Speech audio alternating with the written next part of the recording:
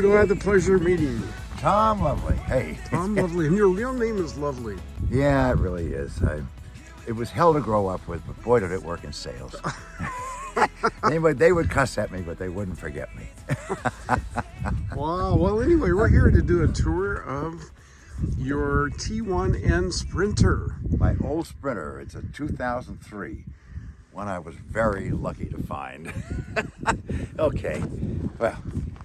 In the prior episode, we looked at the front, the swivel seats, the lagoon table, and running down the passenger side.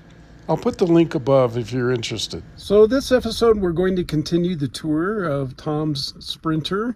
This particular layout could be done in any long-form van. It could be done in a Sprinter, obviously, or a ProMaster, or a Transit, or a Nissan. Whatever it is you have, you can do.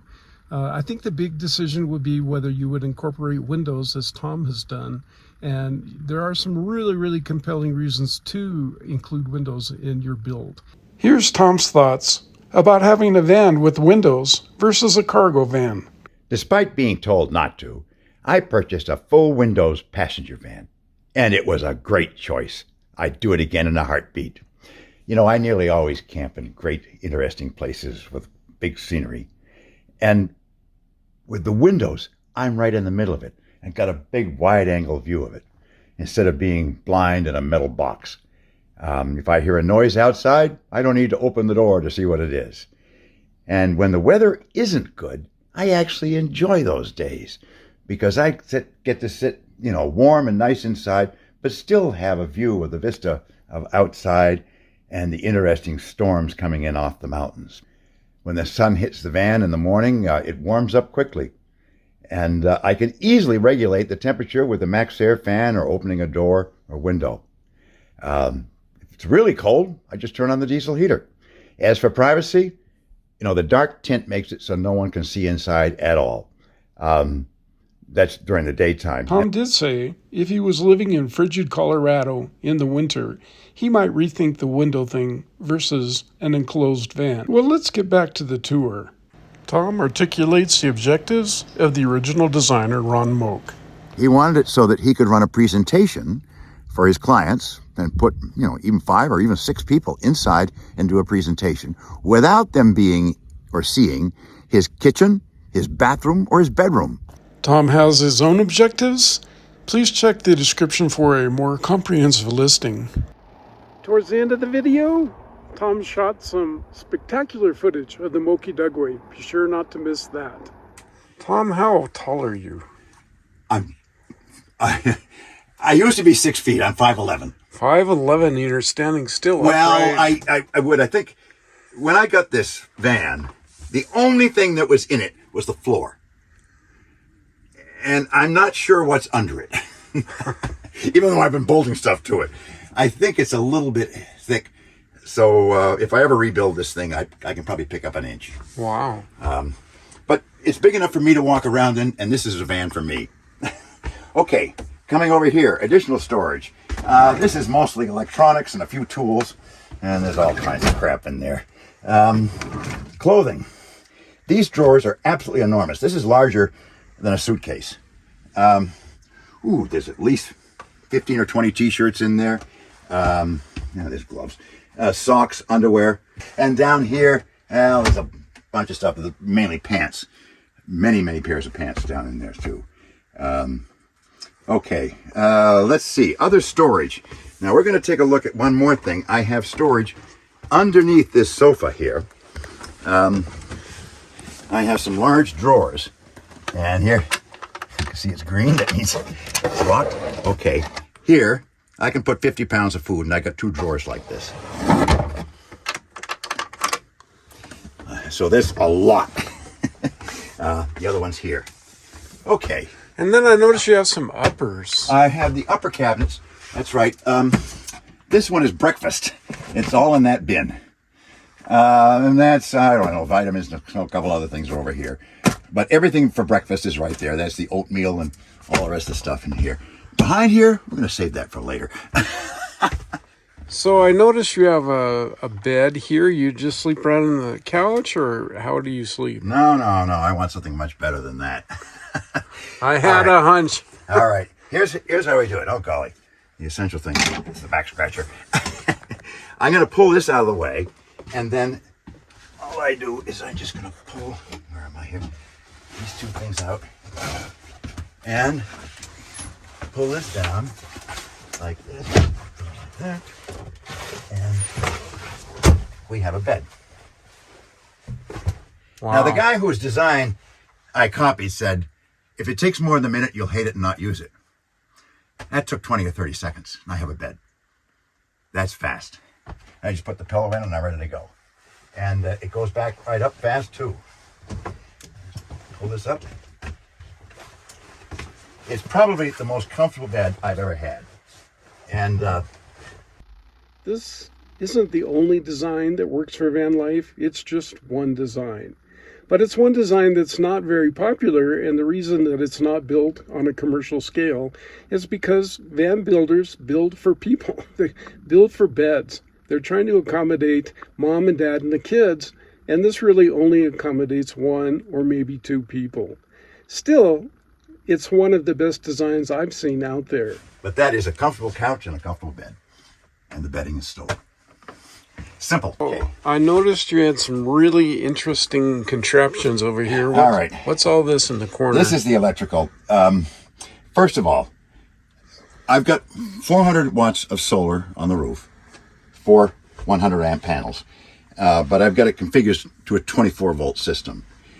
Under the sofa here, there's a battery right here, which is a 24 volt 230 amp hour battery.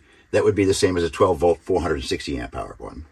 There's a 3000 watt inverter, and there's my charge controller and AC fuse box are all under there. Now, all the controls, though, are right out here. I didn't want to have to open up anything to turn things on or off or anything like that. So, right here, if you want to look at that, woo, you can see that I've got 224 watts coming in off the roof. Right now, I'm 93% charged. Yeah, it doesn't come through very well. Okay. Anyways, the refrigerator is running, and so there's 194 net watts coming into the system. The inverter is right here, and so that I can turn on the inverter if I want to use the induction stove or something like that. It will come on here, and then I have a nice screen here that gives me all the information. I added that blinking LED. I want to know when that inverter is on, because a big inverter like that gobbles up 50 watts just sitting there. So I want to know it's there. Then I can also see, my battery right now is 72 degrees in here. It's the battery though is at 55 degrees. You don't want to get it too cold for freezing. And you have a battery heater as well. I do. Over here is my AC fuse panel. Now, there's one fuse that's out because I pulled the battery heater out there. It's just it's a little heat strip underneath the battery. And that will warm it up enough so that if it were really cold, it wouldn't get down to a dangerous level, so you can't charge it. Okay, one more. And that's here. I have a toaster oven air fryer. I modified it so I could make sure it fit in there and could be hidden. And this just flips down. And then I'm all set to go. Incidentally, the other cabinets here, I don't even have anything holding them. It's just this big lip. Nothing falls out. Huh. Nothing. One other quick comment. This is Luan plywood. It's thin, it doesn't warp, it's strong, and it's light. And when I did the van, it was $15 a sheet. Now it's $28 or $29 a sheet. The ceiling, all that stuff is done with it. It's lightweight. It's and it's easy quarter to work. inch or? No. Look at this. This is thinner than that. It's very thin. It's underlayment. Underlayment. But it's hardwood. And it stays nicely. You put coats of urethane on it, and it's beautiful. This is the ceiling, cabinets, all that. And these have been up here for years, no warps. In here, I have the pots and pans I normally use. There's my 1 quart pan that constantly gets used for something. And there's a dish. In here's coffee making materials. And please note one thing. Normally when people do the dishes, they have to let them dry somewhere. I didn't want to do that. It means you don't put them away. I put a vent under here. So this is my drying rack. I just put the dishes up here. They're wet. There'll be a couple drops on the counter. Just wipe it up. Easy. Wow. And so that means that as soon as you do something, you just put it away and it's done. And you got a real interesting thing over here. I think a lot of people would say, what the hell is now that? that's well, let's get down here and discuss a little bit about water. I wanted to have a Berkey filter. And a lot of people are aware of Berkey's a pretty big stainless steel contraption, about this tall, and the thing is, boy, does it filter water well. It filters out viruses, bacteria. And so I can take some pretty dirty water and then wind up with safe water. And that's really something you really want to make sure you do in the van. And that's a safety thing, too. It's a big safety thing. So I just didn't want to take up the counter space. And the other thing that's awful about the Berkey is you never know how much water's in the thing. You fill a container up on the top and it drips down to the bottom. Well, the real part of the Berkey that's great is the filter itself. So I came up with the idea of just taking a container and sticking the Berkey filter element into it. Okay, I've got this. I just take this thing here, that goes in there, and it will drip down into here. Bingo, I've got a Berkey filter. And up here, there's no space. It's simple. I can see how much water is there. I can see how much water is here, and I know how to have to fill it. Now, filling it is a bear because you had to take this thing down, unscrew it. So I worked out a better way to do that. Instead, I turn on the pump, and you'll notice now it's filling up. Wow. That means I got rid of all the Berkey headaches all at once. Well, everything looks pretty complete to me, but the only thing I don't see is a shower. That was not in the original specs. A shower is huge. I mean, take a look at most vans. If they've got a shower, it's at least a 24 by 32 inch box that's got a composting toilet in it. And you have to pull the toilet out to use the shower, and there's almost invariably there's something else in there too, because it's such a big storage space. Plus, there's some plumbing to do. Hot water heaters, all that kind of stuff. And just look, it's too big a headache. I'll go down and spend the money to go into town. Even though, boy, they're like $11 or $12 now to go get a shower. But then one night it came to me, hey, there's a simple way to do this thing. And I can do it. The shower is in here. It's all in this bag. It's less than 1 cubic foot of storage and weighs 7 pounds. The whole thing goes right here. It sets up in a couple minutes, and I have a hot indoor shower. Hey, I just took a shower inside my van. Here's the rig. Let me see. I start with this 3-quart pan over here, which I heat up until just about boiling and pour it into this bucket. And then I add cold water here. There's a pump in here, which goes up, and there's the shower head right there. And then I can just turn it on like this, and whoop, there it goes. And out comes the water. And, okay. Now, this is a shower liner. It's 108 inches around, so it's all in one piece. Get a liner. These don't stick to you. But of course, the big thing is, down here, there's a folding dog bath. It's 32 inches in diameter, which is good and big. Not a drop of water gets on the floor. It's got good hard sides. Anyhow, works fabulous. A nice hot shower, and anybody should be able to build one of these. Short of a Class A, I think this van checks most of the boxes. It's spacious enough to do work, and Tom does some pretty amazing work. In addition to the amazing van, there is a cavernous storage area in the back. Storage. I've got way too much. This thing is packed with junk. There's a yardstick right here, and if you can see, I have about 38 inches to the back of the wall. Way too much junk. The thing I did, I wanted window vents like this, but you know what they cost. They're really expensive. They're over $100 for a pair, but I took a look at them, and here, this is what it really is. This is a soffit vent from Home Depot. They're, I don't know, $3 or $4. And then this is just a piece of that thin plywood, that Luan plywood, and you cut a hole out, put a couple screws in, paint it black, and you got it. Wow. And it's real simple. They just slip in the window, roll the window up, and it locks in place. Wow. And you saved a lot of money. In New Hampshire, I'd stopped doing winter sports, and so sitting around the house was getting terrible. Okay.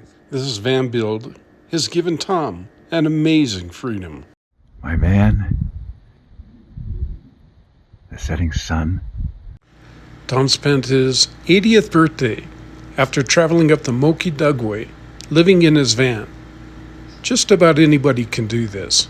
Oh, the cliffs.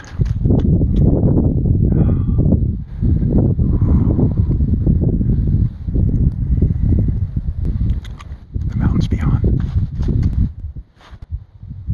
The road. The road up the Monkey Dugway. Okay, Tom, well, I sure appreciate the tour, and I just love your van because it's so livable. Hey, thank you very much. It is livable. I have everything I need in here. I don't know why more people don't do this build. I can't believe it. It is not hard build at all.